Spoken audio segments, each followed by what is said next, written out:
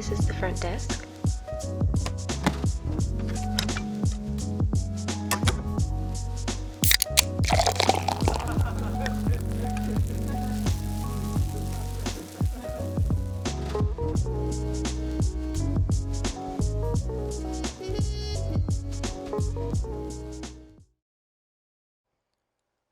Good morning and welcome to episode 59 of the Cracking Backs podcast with your hosts, Dr. Terry Wyman and Dr. Spencer Barron. How you guys doing this morning? Good, Lance. How are you?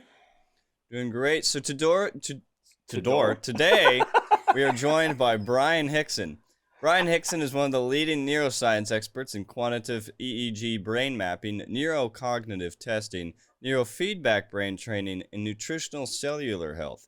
He's also the director of digital brain health for Sharecare /DrOz.com, the founder and director of the Brain Performance Centers of Southern California, and an EEG brain mapping contractor for the U.S. Army. How are you doing this morning, Bryan? Doing well, Lance. We need to add a little bit more on there just to mess you up a little bit. Yeah, that was a fun labyrinth. Yeah, I think we need to. I think we need to talk about you and maybe helping our engineer, get that brain cognitive exactly. Thinking. Hey, I think my brain is just fine. I don't drink. I don't do any drugs. I play piano regularly. I read. I think I'm doing good. I think we're going to interview Lance instead. Sorry, Bryan. You're out. I guess so. So, Lance, tell me, how does this drinking problem or not drinking problem start? Well, my father beat me as a child, and so Bryan, anyway, how are you today? Doing great. Hey, Bryan. Hey, thanks for being on our show. I really appreciate it. I want to get into how we met, but also brain mapping is one of your expertise. And when I first met you, probably 20-some years ago, actually, probably 18 years ago, you were really working with a lot of the athletes from Red Bull and different high-intensity sports, and my son was racing motorcycles at the time.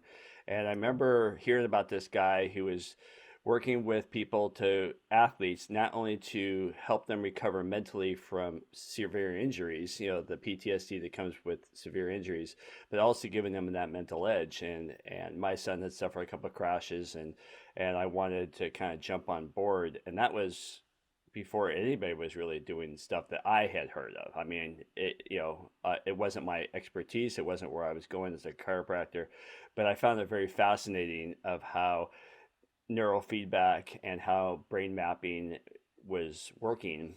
And over the years, we've talked and shared. And then with this podcast, we ran into one of Dr. Barron's good friends, Dr. Bagnell, and it brought it back up to the surface for me a lot more. And I think especially with the last couple of years, everyone's brain changed, not just athletes, not just people that suffered traumatic injuries. And so one of the reasons I want to hear how your journey in brain mapping came about. How the journey came about. It's a long journey, but I will shorten it up so it doesn't bore everybody too much. But I got into this mainly in the healthcare side, mainly for looking at migraines, looking at chronic pain. We had a large physical medicine office, and looking at all those things that where medicine didn't have an answer, right? Where everything looked fine, yet people were still experiencing tremendous amount of pain, nerve pain. All the way to concussion type activity as well. And got into that, and really from there was introduced with a couple of professors down at Pepperdine, that were working with Red Bull on a lot of sport concussion and interesting stuff, even on peak performance. And so got involved with them, and they hired us to come down here and really start working with Red Bull. And that was a great time because we had access to so many athletes. We got to brain map all these athletes, really start establishing baselines of what their brains look like. And a brain map, again, is looking at the electrical activity of the brain. So it's really looking at rest, how well is that brain firing? Is it coming down to a nice idle state, or is there a part of the brain that's left full on neurons firing away, and which obviously is going to fatigue you. That'd be like, you sitting there at rest and having, your right arm fully flexed. It's going to fatigue it very quickly and cause problems. And so we can look at that baseline state and really started looking at athletes, how well they can shift from a more neutral kind of relaxed state to a, engaged state. And that would be, again, I think everybody that's involved in, weightlifting or even just exercise seriously knows the value of recovery. And the value of recovery is just as important as the intensity of the workout. And for athletes, a lot of time in the brain, and I think let's not even just athletes, right? Everybody, we all go so much. Our culture drives us to protect productivity all the time, but we never practice coming back down. And so the problem is our brains get stuck in this state, and it fatigues us. It ruins our sleep. It makes us have overthinking, overanalyzing. And, the problem is when the brain's stuck, especially the back of the brain, the temporal lobes, when they're stuck up in a fight or flight state, it actually, constricts our muscles. A lot of people think that the muscles just constrict on their own. The brain is the only thing that constricts the muscles. And so many people say, gosh, I carry all my stress in my neck and shoulders. Well, a lot of times, obviously it can be a mechanical thing that you just got an injury. But a lot of times it's just the stress of our brain that just keeps constricting it up and causing that much. Hey, Bryan, let me ask you, they talk about rest being no, you know what? I'm going to ask you that after. Let me ask you this first. What areas when you measure, is it hemispheres, is it sections, or is it more precise areas of the brain that can determine, anything in particular, low energy levels or high energy? What are you measuring? So we're measuring definitely regions of the brain, typically lobes of the brain. But we are measuring all the way down to very precise. My 5-year-old's right here too. So, but we're measuring very precise regions of the brain, all the way down to about a square inch of the brain. So, where we can actually see where the problem is. But the general functions of the brain are a little bit more towards regions. There's not, I don't think you can get that precise on a function, but you can get very precise on where an area is overfunction, where the problem area is. And that's what you need to really train it. Sorry. So for the listening audience to really hone in on, when you're measuring, and give me an example of what you might find and how you might manage somebody, and then I'll ask some other questions after that. Yeah. So, I always explain to people that an EEG brain map is basically like an EKG of the heart, okay? When you're measuring your resting state heart rate, it's an important thing to have it very nice in a normal level, okay? Because there's a physiological threshold up here that when that heart rate gets too high, you hit that. So if your resting state is too high, you're very close to that threshold, and you're trying to manage that constantly, just stay right underneath it. And that's what a lot of medication tries to do. That's what a lot of things try and do. And so what we want is to not help people manage that. We want to lower that down to here, okay? So that you have lots of reserve and can handle this, okay? And so the same thing with the brain. Your brain's electrical activity, when it's already so high, people wonder why I experience a little bit of stress and I'm having this fight or flight, this panic attack, all these things. Even migraines are in the brain, the electrical activity in the temporal lobes, that they're hitting this physiological threshold. It starts to cause a vascular constriction and dilation of the blood vessels in the brain when you hit that level. And most people are trying to manage that migraine right there. I know my trigger is here. I use medication to keep it there. I always tell people you don't want to get rid of a migraine. Actually, if you got rid of a migraine, you would actually go on to have a seizure, okay? So migraine is shutting you down, kind of like a breaker switch on your house, shuts down the electrical overload before there's a fire. We want to take you and get your resting state electrical activity down here so you can have all those triggers, hormonal triggers, biological triggers, things you eat, all those things, and you're way down here. Okay? And when you're doing your over the edge, so that's right. Cool. I like that. Yeah. So and when you're doing the brain Terry, mapping, oh, go ahead. No, I was just going to add in reference to that. So if you find someone that, like, give the listeners an example. If you find an area of the brain, maybe the, emotional centers or the, memory center, or how you find something, how would you Mm-hmm. take care of it? If you can give an example, maybe that can make it like a condition related example. So okay, so if we had okay, so like yesterday, I had a client that had all kinds of anxiety, okay, huge amounts of anxiety, and when we mapped her brain, we saw that it was all in the back of the brain. Okay, so high activity in the back of the brain, all these fight or flight. Now that's a different form of anxiety because that's where the visual processing is. So for that person, when that area is left on over processing, all sensory input is being exaggerated. It's being exacerbated. It's so much input hitting the brain that she can't concentrate at school. She can't read. She can't do anything. Everything is over exacerbated. So, and that becomes a problem. And we need to lower, there's really no rest on the eyes. And then when I asked her, I said, how's your vision? She said, oh, I'm going to the eye doctor like every 3 months right now. It just keeps getting worse and worse. And, I always tell people it's funny how everybody thinks the eyes are the main part of vision. The eyes are lenses that take through the optic nerve, send light back to the brain. The brain does the visual processing. And without looking at the brain, we're just keep correcting the lenses to make it easier on the brain. And we're not really hitting the true nature of the problem. So that's like one thing where without brain mapping, we would just probably look at, oh, she has anxiety. Here's an SSRI, put you on anti-anxiety medication. And that wouldn't have affected anything because her frontal portion of her brain was absolutely fine. It was just over processing visually. How would you take care of that? So, I usually try and look at this holistically, right? A lot of people, they do neurofeedback. It's just all about neurofeedback. And I really try and look at it holistically. If there is diffuse activity across the whole brain, there's usually some cellular issue, right? There's not some injury. There's a cellular issue, neuroinflammation. Could be a blockage of the cerebral spinal fluid. There could be a lot of things, a nutritional deficiency that can cause that. So, that's why I like, working with Terry and stuff too, because, sometimes it's a chiropractic thing where we've got to give, that spinal adjustment and unleash that cerebral spinal fluid and allow that to flow properly and can get caught, especially after concussions or whiplash and stuff like that can happen. Sometimes if it's real high activity, it can be a magnesium deficiency.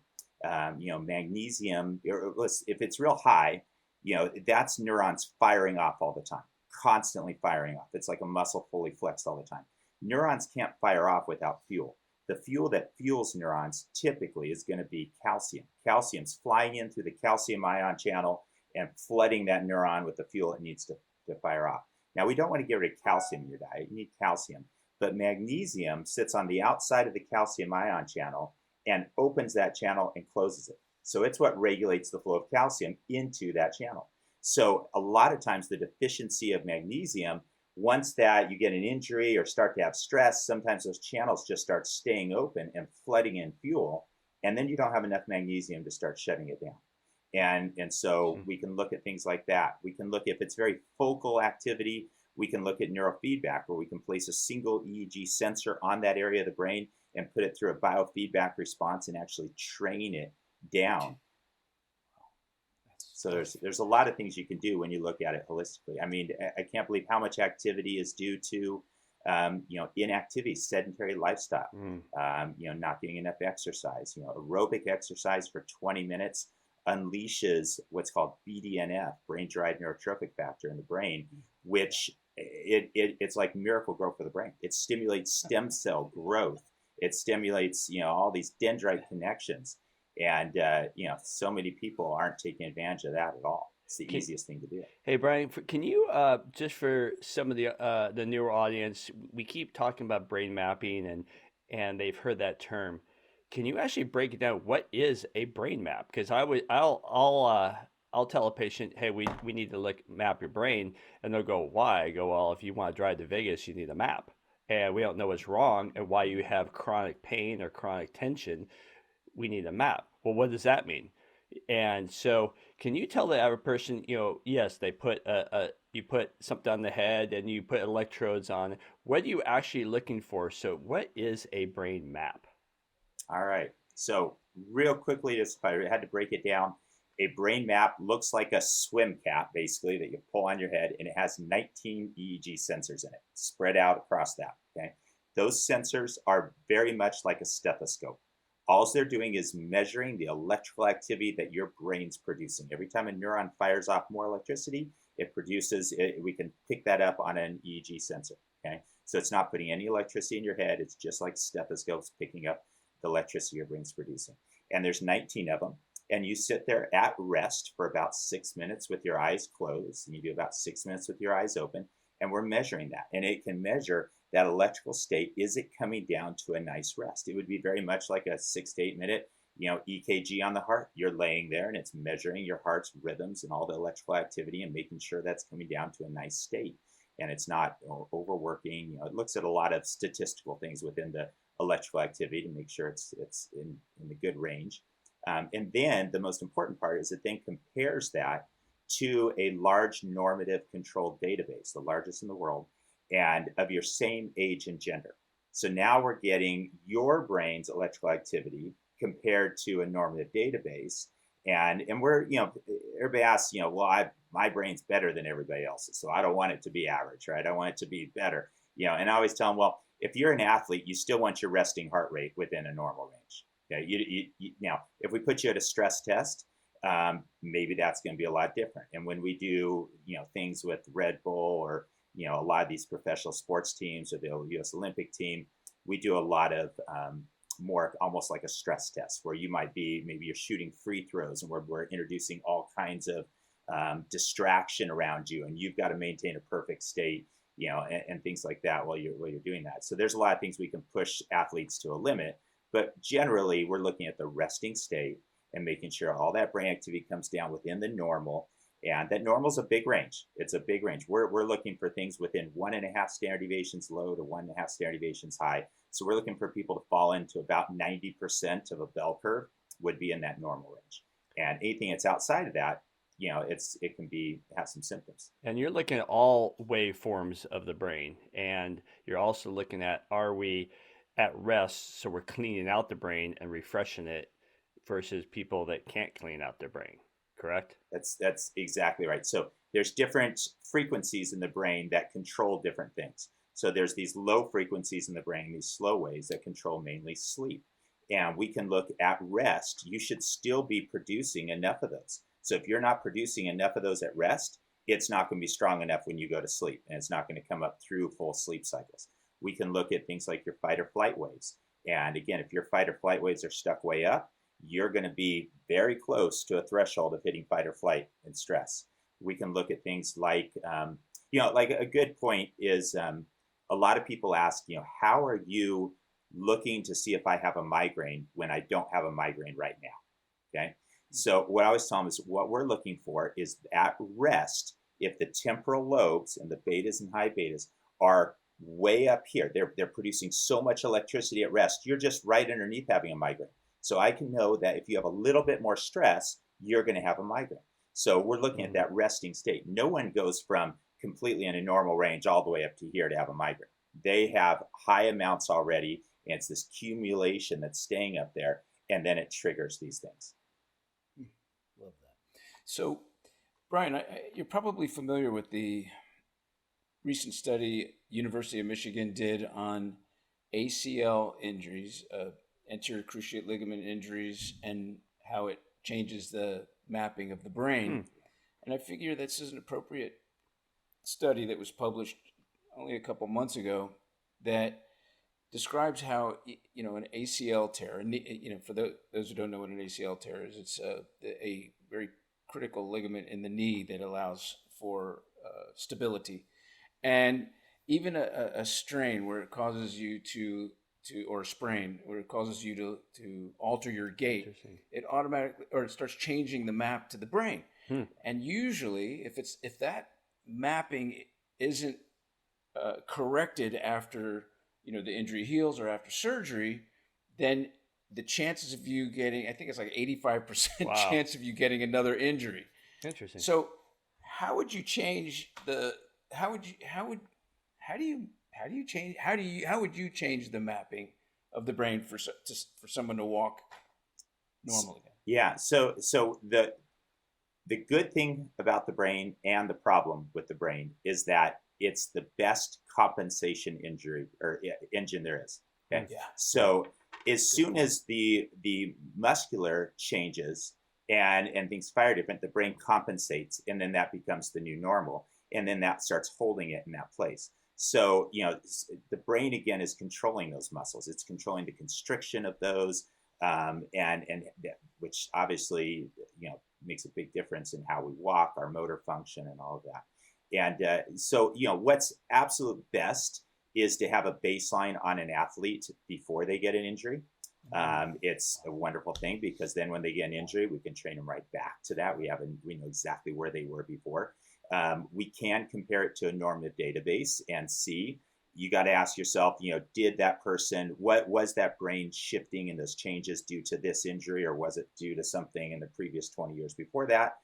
That's the problem without having a baseline. We don't know for sure. And we can go by symptoms, and if you never had those symptoms before, had this injury, we can kind of correlate some of that information. But having a baseline on on an athlete, we've had a large center at Oaks Christian School, a real large private school that's one of the top in football and a lot of the different sports, and we worked with them to get huge amounts of baselines of their student athletes, so that if there is an injury or a concussion, but any type of injury, the other problem with injuries is you can develop chronic pain too, and Right. A lot of people think, oh, that injury healed, you're still having this pain, that's all in your head. And I always have to tell, there is no pain that's not in your head. Okay, pain always starts in your head. In neuroscience, we can take a probe, into a rat, and we can probe a certain area, and we can produce pain anywhere in your body. We can also cut certain areas, and you can stab yourself and not feel any pain. So pain is all in your head, and in the parietal portion of the brain, the back of the head, when there's a lot of pain, that becomes in a hypervigilant state. It's processing all this nerve sensations and nerve pain coming through, and a lot of times when things heal, that stays up. The brain compensates, and now it's become its new normal. It's almost like a post-traumatic stress disorder, like we would see from maybe a war or from a trauma. It's from pain, and it stays in that position. And then every nerve impulse that's coming through there is still interpreted as pain. How would you treat that? Well, with that, usually we're going to look at with EEG neurofeedback, where we can place sensors in that area, and we can actually train a person to calm it down. We can meditate because we have a sense of awareness of our frontal lobe when it's calm and when it's stressed. Okay. The problem is the back of the brain, the temporal lobes, we have no sense of that. We don't know what's going on at all. I could sit there and try and meditate, and I can't affect those areas because I have no awareness. But if I put a sensor in that area, I can put it through a computer screen, and I can mirror that activity on a screen, and I can see when it goes up and down. And then what we can do is we can attach a reward to the direction we want that to go. So if we want that activity to go down, we can put it through a video game that only goes forward when that activity goes down.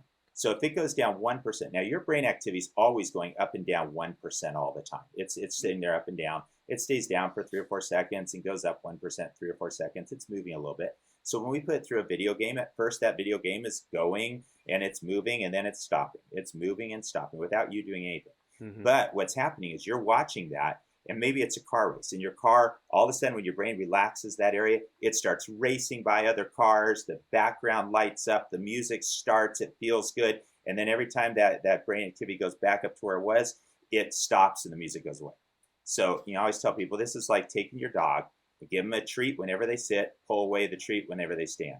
Keep doing that. The dog does not have to understand the rules. They will start sitting. They figure out the association of sitting in this position. Your brain starts figuring out, instead of going 3 seconds start, 3 seconds stop, what happens is that game starts going for 10 seconds, 15 seconds, 20 seconds. And then in fact, as soon as the brain goes back up to where it was, it just starts to fade out the screen, and the brain says, oh, I know what to do. And it pushes it back down again, and it keeps it going.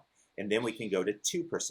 Then we can go to 3%. We can just literally train that right down to a normal level. Hey, I gotta ask you, something that's near and dear to, I know, my partner and I's heart is mental health. And I think the last couple of years, I've I don't know if it's because I'm more cognitive aware of it, but everybody focused on this pandemic.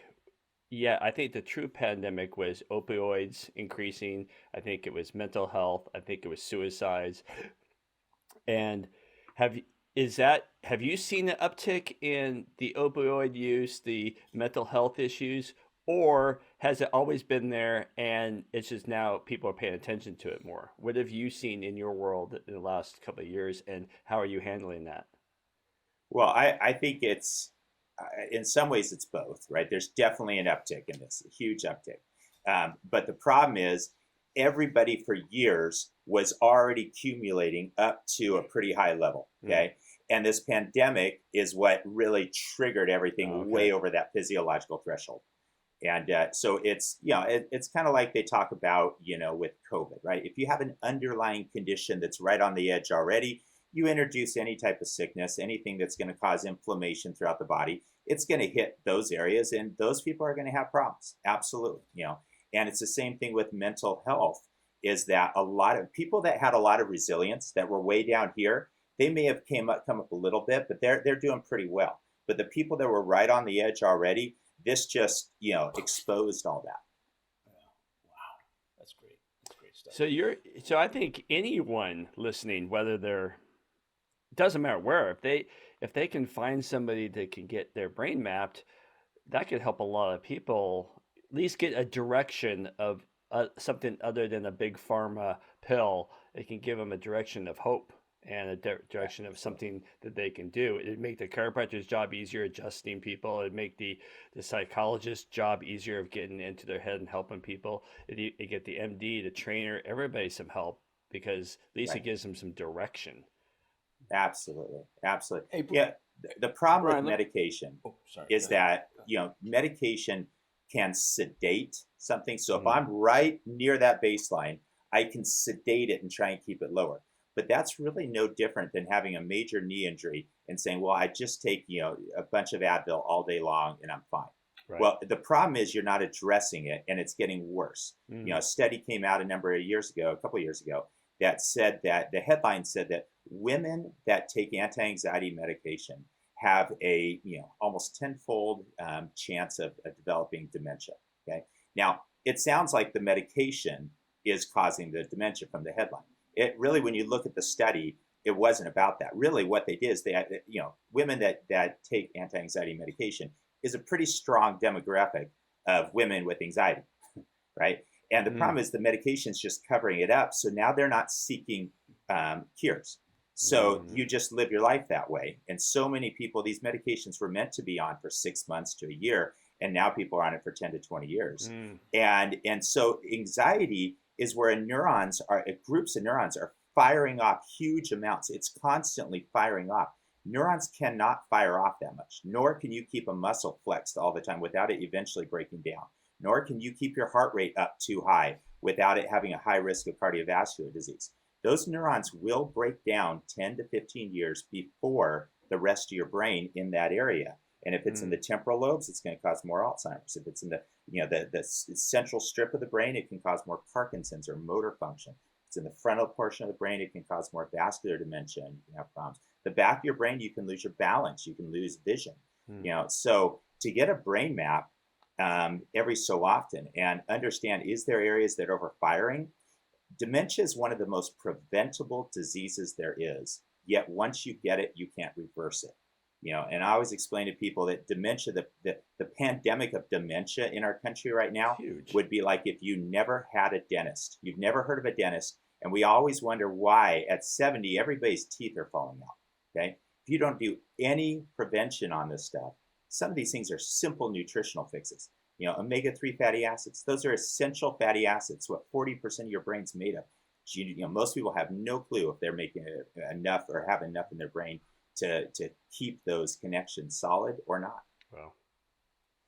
Oh, that is something that our listeners should embrace, the omega-3s, for brain health and nervous system. That's so important. People don't realize that. And so let me ask you.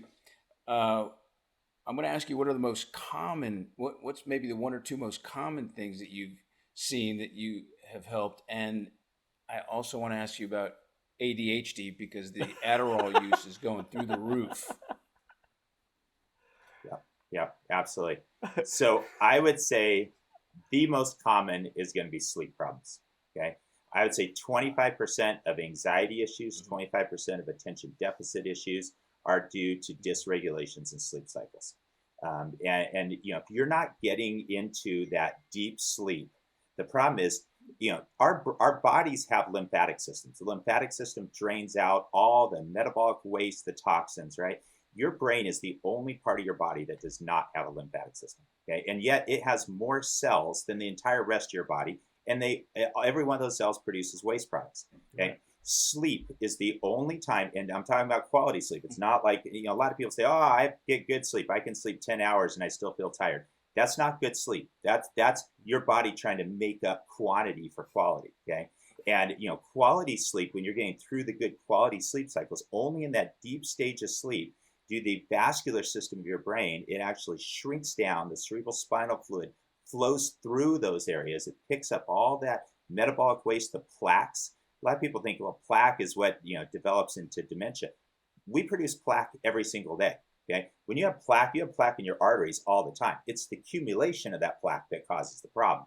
And same thing in the brain. If you're not cleansing out that plaque every day and every night, then it's accumulating. And decade after decade, that starts building up. And at first what happens is it gets into the membrane of the cell and it starts to clog up the cells, so neurotransmitters don't fire very well. Okay, so it stops the production of, or the transmission of serotonin, of dopamine. And so then you start having anxiety disorders. If it's low dopamine, you start having attention deficit. So what do? We go and have a stimulant medication. We have, an SSRI. And, what people don't realize is an SSRI, it doesn't give your brain serotonin. It multiplies your own serotonin. So if you have a sleep problem and you're not producing much, it's multiplying. It's trying its best to multiply as much as it can. It keeps that uptake from happening, so it stays in there. But the problem is your brain has its own sensors that sense, oh, now I'm producing too much serotonin. So it starts producing less itself. And so it keeps producing less and less, and we keep giving more medication, which then it says, oh, I'm still producing so much more. And it causes a real problem. What we need to do is fix our sleep issue. And we fix our sleep issue. Mental health, I'd say 25% of mental health can be fixed just by focusing on sleep. Agreed. Absolutely agreed. Sleep is very underrated. Yeah. And a big factor, what appears in some of our patients, is that, again, diet, but not just from a nutritional standpoint, feeding the brain and body and all that, but also, if you want a good night's sleep, you don't want to have a big, a certain type of meal. You might want to have something small, readily digestible, because of the interruption that is caused by competition with the digestion and blood flow in the brain. Absolutely. Any thoughts on that? Absolutely. I tell people all the time, if they have a hard time falling asleep, you don't want to be taking even protein's good for you, but protein activates the brain. So we don't want to take large protein right before we go to bed. At dinner time, a few hours before is fine, but a lot of people go try and have, a bunch of protein right before they go to bed. The other thing I think that causes a lot of problem too is, there's so much association between metabolic health and blood sugar levels and with brain health and stuff too. And, so many people have spikes or drops in their blood sugar level, which will wake them up in the middle of the night. And they have this little, they feel like they can't fall back to sleep. Their brain's on and stuff. Well, that's if your blood sugar is dropping in the middle of the night, your brain's in emergency mode. What's going on? I need to figure out this and stuff too. So having things that can stabilize, have a bunch of carbohydrates right before you go to bed, especially simple carbs, you're going to get a drop, and so, eating the right thing to stabilize blood sugar, to not activate the brain, is real important. That's a huge one because, we have friends that have, that glass of wine or 2 or 3 before bed, and I'm going to get such a good night's sleep. But depending on the wine too, you got a blood sugar rise and fall. Good point. Any comments about alcohol and its effects on the brain? Well, that's why it's important to stick with tequila.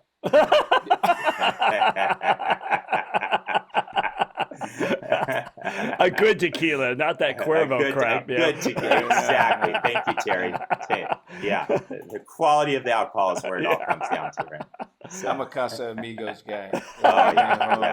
Oh, I like their mezcal. That's good. Oh, I just had some for the first time the other. Yeah. What's the topic of this show exactly? We're gonna switch gears now. Alcohol and the brain. I love it. So alcohol. Again, I would argue that sugar in alcohol is the worst, right? When you have like this margarita full of sugar, or other types, so much of alcohol is mixed with sugar. That's going to be the worst. But even just regular alcohol does suppress some of the deep sleep cycles at night. And that's why a lot of people will kind of wake up, they'll fall asleep quick. It's very much like, Ambien, Lunesta, all these type of over-the-counter type medications, or some of these general sleep medications that people take. You can fall asleep. And I always have to say it's torturous not to fall asleep. So I understand why people take it, right? I mean, it's torturous just to lay there and your brain's just going. But the problem is it stops you from getting a deep sleep cycle. So even once you do that, you wake up the next morning, you still feel like crap, right? You don't feel like, oh, I got the best sleep from these sleep medications. And same thing from alcohol. Typically people will, fall asleep quick. So it feels good that I fell asleep quick, but you wake up the next morning, you have low energy, you just don't feel the same, and obviously depending on how much you drink, but even a glass of wine and stuff that, it's hard. The problem with these generalizations of that this is bad for you or this is good for you is it depends on your starting point, right? And that's from a brain map we can see. If someone already has a lot of sleep problems and they're already kind of right on the edge already of that threshold, little bit of alcohol can cause a lot of problems. Someone that doesn't, alcohol once in a while might not cause much problem at all. Fair enough, yeah. Yeah, absolutely. So let me ask you, we started to dive into this. If, let's say a kid, teenager, let's say Lance shows up to your office, he's on Adderall, he needs to be... Because he was beaten by his father. Yeah. Oh, yeah, that's right. And he's trying to make up for it by showing, hey, look, I'm taking vitamins. Look. No, anyway, all kidding. But, what would you do with a kid that the parent is concerned and actually a little conscientious about the fact that they may be on Adderall for the rest of their life? How would you start? What would you do with something like that? Or Vyvanse. Or Vyvanse, exactly. Yeah, right. So, with medication, I look at it as what we want to do is try and get them to the lowest dose that their body needs. Okay, so I'm not anti-medication. I believe that people should be on the lowest dose their body needs. Now, I believe 99.9% of people, their lowest dose should be none. So you could argue I'm a little bit towards that. But, there are some people, I mean, if someone's coming in and, is having suicidal tendencies and stuff, to sedate the heck out of their brain at a point for a little bit of time while we address the underlying cause might be okay, right? And if Lance came in, with his father and family history, there's not much we can do with that. But, Fair enough. Exactly. No, I hear foster home in the future. Exactly. I will be moving in with my godfather in Beverly Hills. Yeah, right. So we would do a brain map, and I'd love for the kids to be there. The kids need to be there because they need to see the physiology that's in their brain that's causing this. First of all, it gets rid of the stigma of my focus just isn't strong enough. I'm not as good as other people. I love to show kids that, you're actually trying twice as hard as the kid next to you without this issue. Okay. If you have this slowing in your brain, it's kind of like, if you were tired and driving home, do you know how hard it is to stay awake and stuff? Usually you turn up your music, roll down your window, you do all these things. And that's why they create this hyperactivity. That's why a kid's looking here and here and doing everything. They're stimulating their brain to be able to try and hold their attention. So they're trying twice as hard as someone else, and yet being told that they failed every time. So if you're trying twice as hard and then being scolded or told you failed, or you need to sit up here, you're distracting the rest of the class, you're doing this, most kids aren't going to just keep trying. Okay, they're trying twice as hard as someone else, and yet being told that they're not doing the right thing. And so I think it's good for a kid to see this is physiology. And I love to tell the parents, this kid is trying twice as hard as everybody else, and they're usually like, oh man, I feel bad that I've been on him so much and everything with this. And I said, what we need to do is fix the physiology. You would not be taking this kid and telling him, lift that if he had a broken arm, right? Because we know that broken arm stops you from lifting something. And so first of all, we show it's physiology. We remove the stigma of this mental health stuff. I love the idea it's brain health, not mental health, right? Yeah. It starts with this brain health side. And we've got to fix that. And once they can see it, they realize we can fix it. And we show them what we're going to do and how we're going to fix this. And I always have them stay on the medication they're on. You don't want a big withdrawal effect right when you're trying to train someone, and that stimulation, if you have a lot of slowing in your brain, it's like if you're driving home, you could drink some coffee or a Red Bull or caffeine, right? I mean, you could, and that would help you stay awake. You don't want to do that all the time. But then what we do is we address that physiology and bring it down. Basically, we're waking up that area of the brain. So it's into full, neurons are firing correctly and stuff. And then they can slowly titrate off that medication, and they don't feel any effect as they titrate off, and they actually feel better. So, that, and then we brain map it afterwards to make sure it was totally gone. So they saw where it is, they see it's gone. And now there is the side where now you have to change your behavior a little bit, right? Now you have the habit of being maybe the class clown because you kind of gave up on this education stuff and you do things. So now that's why I like the final brain map, where you show that you don't have this anymore. You have the habit that this created, but when you try now and you try and spend 5 minutes concentrating on something, you're going to succeed. And I mean, that's huge. And they start doing it, and it builds up their self-esteem, their confidence and things too. And I always tell them, pull out on their phone, pull out that last brain map and look at it. Every time you think you have this still, it's just your habit. Look at that last brain. There's no physiology there anymore. I can actually do this, and you can go right through and do it well. So, Bryan, I actually have a question. Yeah. So, with all these brain and obviously psychological problems and diseases that we have in our world today, and the medication used to do them, how much do you know about the psychology's reproducibility crisis? Have you heard about that? No, but tell me So more. there's a crisis in psychology where over 60% of the tests that medications are based on for like diseases, like what is ADHD and all that stuff, when they would go back, and this group, I think it was called Many2, went back and they tried to tackle psychology's biggest experiments with the brain. And they found that 60% of these experiments, when they tried to reproduce them again, fell right through. Right. And many of these experiments that all this medicine and medication, and the biggest one is ADHD, that is founded on, is just complete BS. Right. Interesting. So and that's why I said Vyvanse back like 5 minutes ago, is because Adderall and Vyvanse are these two giant drugs that are affected by this.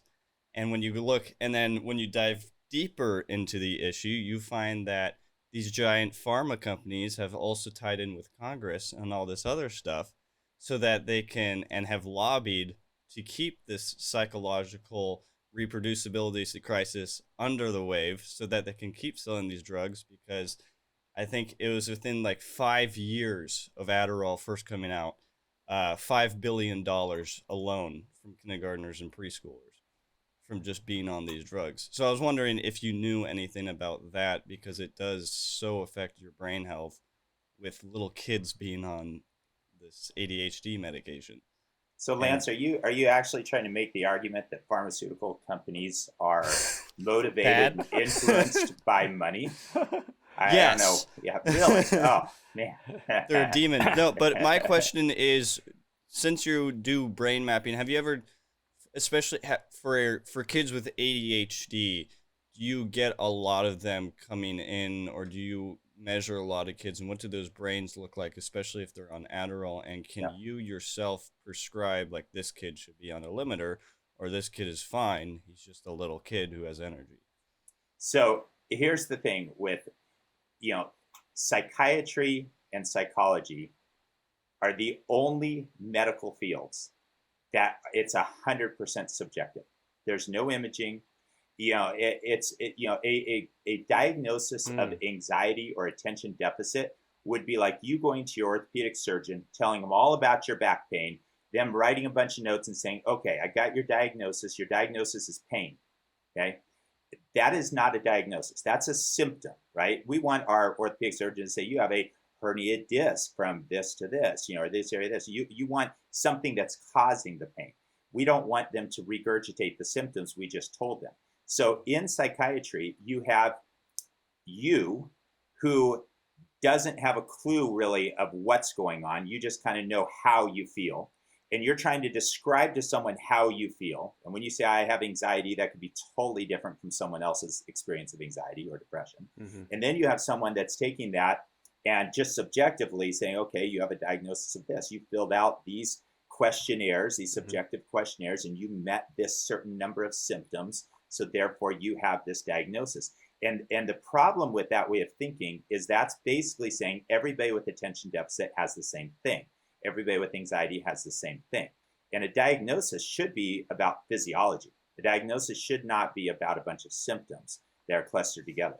And so that's the problem with a lot of those studies, is that they're all based on subjective things. And when you take even any type of thing, like say nutrition, and the pharmaceutical companies love to show studies that say, oh, nutrition doesn't work. Well, that's because you have all these people with anxiety. You give them one specific type of nutrition or one type of supplement. And now people that were deficient in that, and their anxiety is caused because of the deficiency, that's going to help them. But people that weren't deficient in that, it's not going to help them. So you can't just blanket this across the whole group of people. Yet the pharmaceutical companies will do that all day long in their studies. I've worked on a lot of studies with top scientists that do this.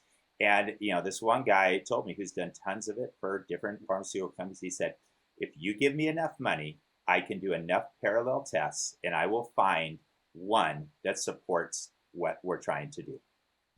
And that's the problem, is that they have enough money to be able to do that. And then they throw away the 99 studies that failed. They focus on the one study here, and that becomes the gold standard. Yeah. On an earlier podcast, I had shared a friend of mine that I went to high school with, that became a medical doctor, and then opened her own 4-level pharmaceutical research. Man, long story short, she was definitely taking the payola to remove the subjects that didn't quite fit the criteria. Absolutely. It was something else. Absolutely. So I think, Lance, that's why there's so much change and no reproducibility. If you're looking, like even omega-3s, you'll see 50% of studies that come out show no benefit from omega-3s, and 50% of studies show significant benefit from omega-3s. Okay. Why is that? You can't have randomly one show significant benefit, next one show no benefit. Well, first of all, there's no consistency in dose.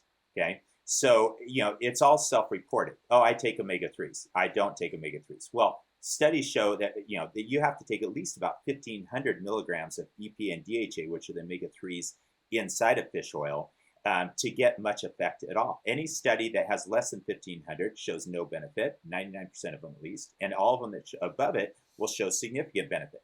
So if you just randomize all those studies together, and then, with omega-3s, you have rancid oil. I mean, it's fish oil. Right. It breaks down. Okay. When you get that burp taste of fish, it's rancid. Okay. And let's not even go into whether rancid oil is bad for you or not. Let's just go into, at least it's not doing anything for you. Right. So you have that, when you go to Costco, you see 1,000 milligrams of fish oil. And then you look in the back, it says 100 milligrams of EPA, 100 milligrams of DHA. So that's only 200 milligrams. And the rest is crushed up fish fat that goes bad so quick, gives you that terrible burp taste. And you're getting 200 milligrams, and the minimum you need is 1,500 to get anything done. So you could say all day long, yeah, this group takes omega-3s and there's no benefit, and that's the problem with those type of things, is that when it's all subjective, any study for omega-3s that's done blood testing and looked at the actual absorption, how much omega-3s are in the membrane of the red blood cell, and then you compare those people, and when you increase that, you're going to show benefit. We did large benefits for that, or large studies for that for the U.S. Army, where we took blood samples and we showed cognitive performance in soldiers, along with increased resilience and to stress and all kinds of things. That's so great. That's great.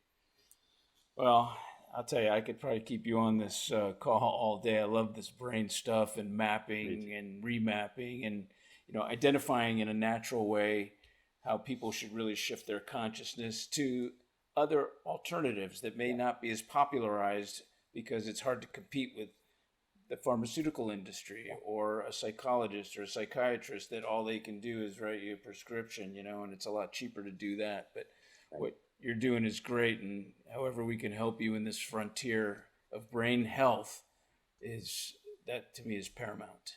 Spencer, there's two parts to that. There's definitely the pharmaceutical industry that's pushing it, but there's also us consumers are so lazy. We want a quick fix without fixing the core, right? Yeah. We want a quick fix. Yeah. Give me that pill. I don't want to change my lifestyle. I don't want to stop this. I don't want to do this. Going to bed early, I have to work. Are you kidding? Yeah. I can't do that. I can't do this and stuff. So we got to stop the laziness too. Yeah. At the same time. I think you just hit on the head. It's not much.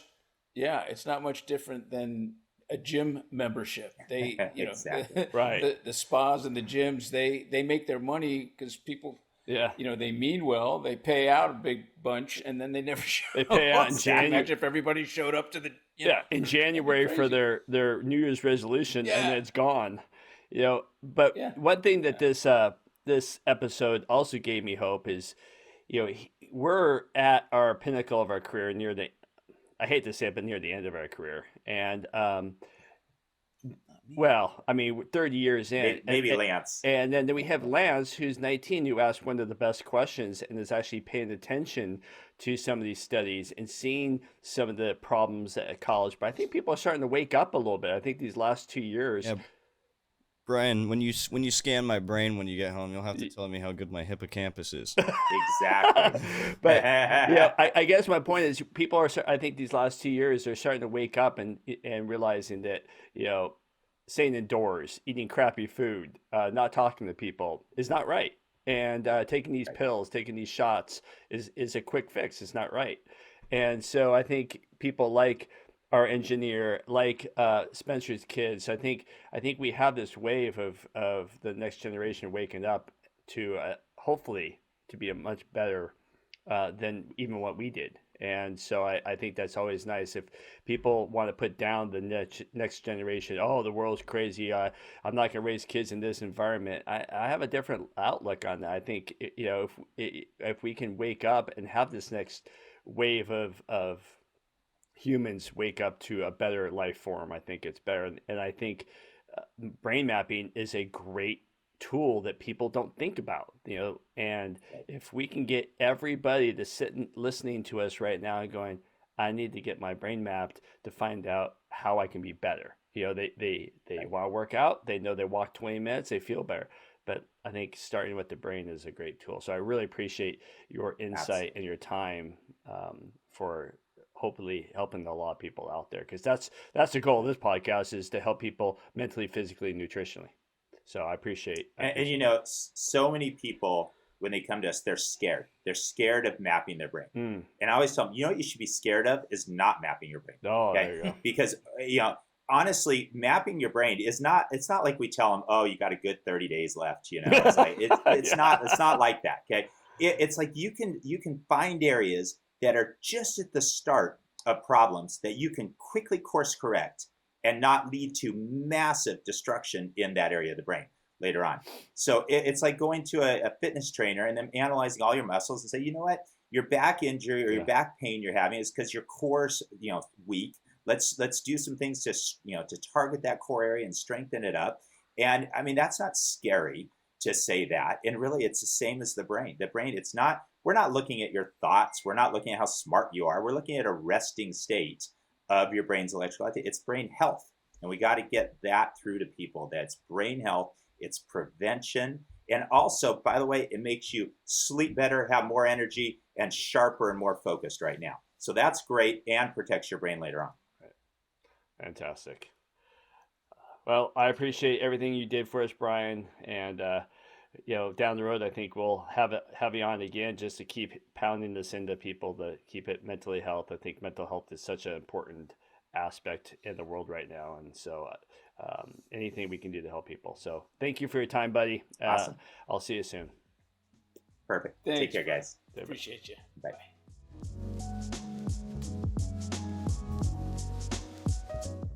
Thank you for listening to today's episode of the Crackin' Backs podcast.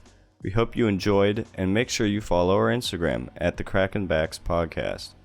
Catch new episodes every Monday and Thursday. See you next time.